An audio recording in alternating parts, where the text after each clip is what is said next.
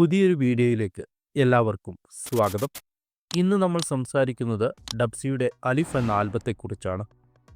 അടുത്തിറങ്ങിയ ഡബ്സിയുടെ വർക്കുകളിൽ അല്പം കനമുള്ള മികച്ച വർക്കാണ് അലിഫ്. വരികളായാലും ചിത്രീകരണമായാലും അല്പം വേറിട്ട് നിൽക്കുന്നതാണ്. പേഴ്സണലായും കമൻറ്റിലും പലരും ചോദിച്ചിരുന്നു അലിഫിനെ കുറിച്ച് ഒരു വീഡിയോ ചെയ്യാമോ എന്ന്. ഫേവറേറ്റ് ലിസ്റ്റിൽ ഉള്ളതുകൊണ്ട് ചെയ്യാമെന്ന് തോന്നി. അലിഫ് എന്നത് അല്പം കനമുള്ള അക്ഷരമാണ് അറബിയിൽ. നിരവധി അർത്ഥമാനങ്ങളും ഫിലോസഫികളും ഉള്ള അക്ഷരമാണ് അലിഫ്. അതുകൊണ്ടാണ് വീഡിയോയുടെ തുടക്കത്തിൽ ടീച്ചർ പറയുന്നത്. ഒരർത്ഥത്തിൽ ഇത് പ്രേക്ഷകരോടും കൂടി പറയുന്നതാണ്. പാട്ടിൻ്റെ ചിത്രീകരണവും ആദ്യ കാഴ്ചയിൽ ആർക്കും പെട്ടെന്ന് മനസ്സിലാകാത്ത വിധത്തിലുള്ളതാണ്. അതുകൊണ്ട് തന്നെയാണ് കുറച്ച് കനമുണ്ടാകും എന്ന് പറയുന്നത്. അറബി അക്ഷരമാലയിലെ ആദ്യ അക്ഷരമാണ് അലിഫ്. മലയാളത്തിലെ ആയും ഗ്രീക്കിലെ ആൽഫയും ഇംഗ്ലീഷിലെ എയും എന്താണോ അത് തന്നെയാണ് അറബിയിലെ അലിഫ്. അക്ഷരമായതുകൊണ്ട് തന്നെ പ്രത്യേകിച്ച് അർത്ഥം അലിഫിനില്ല. എന്നാൽ നിരവധി കാര്യങ്ങളെ റെപ്രസെൻ്റ് ചെയ്യുന്ന അക്ഷരമാണ് അലിഫ്.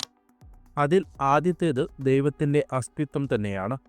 അലിഫ് എന്നെഴുതുമ്പോൾ ലംബരൂപമുള്ള ഒരു വര മാത്രമായിട്ടാണ് അറബി അറിയാത്തവർക്ക് തോന്നുക. ദൈവത്തിൻ്റെ ഏകത്വത്തെയാണ് ഈ വര സൂചിപ്പിക്കുന്നത്. ജീവനുള്ളതും അല്ലാത്തതുമായ എല്ലാത്തിൻ്റെയും തുടക്കം അലിഫിൽ നിന്നാണെന്ന് ഇസ്ലാമിക് ഫിലോസഫി പറയുന്നു. ഡബ്സിയുടെ അലിഫിലേക്ക് വരാം.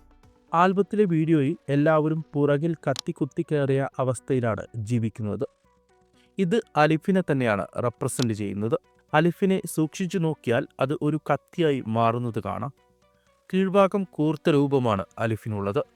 സ്കൂളിൽ വെച്ച് ടീച്ചർ അലിഫ് എന്ന് ബോർഡിൽ എഴുതുമ്പോഴാണ് കുട്ടികളുടെ പിറകിൽ കത്തി വന്ന് തറക്കുന്നത്.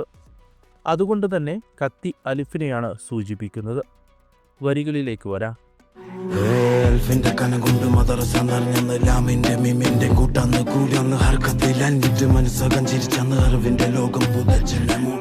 ചെറുപ്പത്തിൽ തനിക്ക് അറിവ് എത്ര പ്രിയപ്പെട്ടതായിരുന്നുവെന്ന് ഓർത്തെടുക്കുകയാണ് നായകൻ. അലിഫ് എന്ന ഒറ്റ അക്ഷരത്തിനു പോലും മദ്രസ നിറക്കുന്ന അത്ര വലിപ്പവും കരവും ഉണ്ടായിരുന്നു. എന്നാൽ ആ അറിവിൽ മാത്രം ഒതുങ്ങുന്നതായിരുന്നില്ല അറിവിനായുള്ള അവൻ്റെ അന്വേഷണം. അലിഫ് കഴിഞ്ഞു വരുന്ന അക്ഷരങ്ങളായ ലാം മീം തുടങ്ങി സർവ്വ അക്ഷരങ്ങളിലേക്കും നീളുന്നതായിരുന്നു അവൻ്റെ അന്വേഷണം. ഹർക്കത്ത് എന്ന് പറയുന്നത് അറബി അക്ഷരങ്ങൾക്ക് ശബ്ദങ്ങൾ കൊടുക്കുന്ന ചിഹ്നങ്ങളാണ്. അലിഫിന് മുകളിൽ വരയിട്ടാൽ അത് അ എന്ന് വായിക്കും. താഴെ വരയിട്ടാൽ ഇ എന്നും വായിക്കും. ഈ വരകളെയാണ് ഹർക്കത്ത് എന്ന് പറയുന്നത്. വെറും വരകൾ കൊടുത്ത് ശബ്ദം മാറ്റുന്ന ആ പ്രോസസ്സിൽ മുഴുകിയിട്ട് ഒരുപാട് സന്തോഷിച്ചിരുന്നു എന്നാണ് എഴുത്തുകാരൻ പറയുന്നത്. അങ്ങനെ അറിവിൻ്റെ ലോകം മൂടിയതായിരുന്നു തൻ്റെ ചെറുപ്പകാലമെന്ന് അവൻ ഓർത്തെടുക്കുന്നു.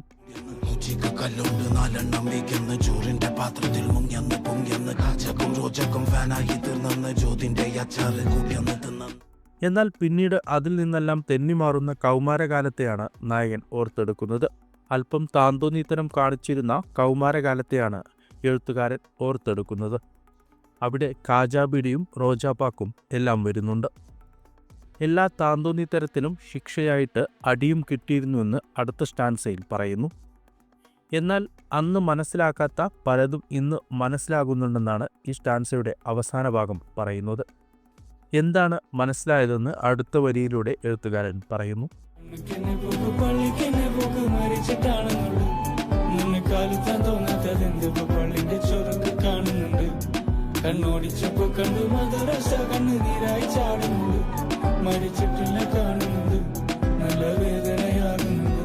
മണ്ണിലേക്ക് തന്നെയാണ് മടക്കം, പള്ളിയിലേക്ക് തന്നെയാണ് മടക്കം. എന്നാൽ അത് മരിച്ചിട്ടാണെന്ന് മാത്രം. മുമ്പ് എന്തുകൊണ്ട് പള്ളിയിൽ പോകാൻ തോന്നിയില്ല?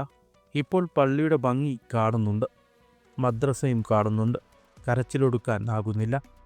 മരിച്ചിട്ടില്ല, ഹൃദയം നുറുങ്ങുന്ന വേദന മാത്രം എന്നതാണ് ഈ സ്റ്റാൻസയുടെ അർത്ഥം. പള്ളിയും മദ്രസയും ഒരുപക്ഷെ പ്രതീകങ്ങൾ മാത്രമായിരിക്കും. നിഷ്കളങ്കമായ ബാല്യത്തിലേക്ക് തിരിച്ചെത്താനാവാത്ത വേദനയാണ് ഈ വരികളിലൂടെ എഴുത്തുകാരൻ പങ്കുവെക്കുന്നത്. അടുത്ത വരിയിൽ എസ്സെ പാടുന്നത് we start with Alif, now we beyond അലഫ് എന്നാണ്. അലിഫിലാണ് നമ്മൾ തുടങ്ങുന്നത്, എന്നാൽ അലഫിനപ്പുറമാണ് നമ്മൾ ഇപ്പോഴുള്ളത്. അലിഫ് എന്നാൽ ആദ്യ അക്ഷരവും അലഫ് എന്നാൽ 1000 എന്നുമാണ്. അലിഫ് റൂട്ട് അല്ലെങ്കിൽ ബേസിനെയാണ് സൂചിപ്പിക്കുന്നത്. അലഫ് എറ്റേണിറ്റി അല്ലെങ്കിൽ അവസാനമില്ലാത്ത ഒന്നിനെയും സൂചിപ്പിക്കുന്നു. എത്ര തന്നെ ദൂരം പോയാലും അവസാനം നമ്മൾ റൂട്ടിലേക്ക് തന്നെയാണ് മടങ്ങേണ്ടി വരിക എന്നതാണ് ഇതിൻ്റെ അർത്ഥം. ഉമ്മ പറഞ്ഞതെല്ലാം മനസ്സിലായിരുന്നു. പക്ഷെ പണത്തിനു മുന്നിൽ ആ വാക്കുകൾക്ക് നേരെ കണ്ണടച്ചു. ഇപ്പോൾ എല്ലാം മനസ്സിലാകുന്നുണ്ട്. എന്നാൽ ഒരുപാട് വൈകിപ്പോയി. അവസാനം മുന്നിൽ കാണുന്നുണ്ട്. കെണി പലതും ഒരുങ്ങുന്നുണ്ട് എന്നിങ്ങനെയാണ് പിന്നീട് വരുന്ന വരികളുടെ അർത്ഥം. കയറാൻ മടിച്ച പള്ളിയിലേക്ക് മരിച്ചതിന് ശേഷം കയറുന്ന ചിത്രം വരച്ചിട്ട് പാട്ടിൻ്റെ വരികൾ എഴുത്തുകാരൻ അവസാനിപ്പിക്കുന്നു.